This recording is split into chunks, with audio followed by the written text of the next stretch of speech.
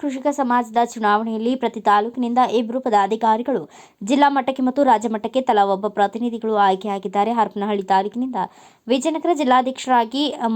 ಮಸಲವಾಡ ರೇವಣಸಿದ್ದಪ್ಪ, ಹರಪನಹಳ್ಳಿ ತಾಲೂಕು ಅಧ್ಯಕ್ಷರಾಗಿ ಮಡಿವಾಳಪ್ಪ, ಕೂಡ್ಲಿಗಿ ತಾಲೂಕು ಅಧ್ಯಕ್ಷ, ಜಿಲ್ಲಾ ಪ್ರತಿನಿಧಿಯಾಗಿ ಎಂಜಿ ಸಿದ್ದನಗೌಡ, ಶಾಂತನಹಳ್ಳಿ, ಕೂಡ್ಲಿಗಿ ತಾಲೂಕು ಎಂ ಬಸವರಾಜ ಕಕ್ಕುಪ್ಪಿ, ರಾಜ್ಯ ಪ್ರತಿನಿಧಿಯಾಗಿ ಹೊಸಪೇಟೆಯ ಬಂಡೆ ಶ್ರೀನಿವಾಸ್, ಜಿಲ್ಲಾ ಉಪಾಧ್ಯಕ್ಷರಾಗಿ ಹುಲ್ಗಪ್ಪ, ಹೊಸಪೇಟೆ ತಾಲೂಕು ಅಧ್ಯಕ್ಷರಾಗಿ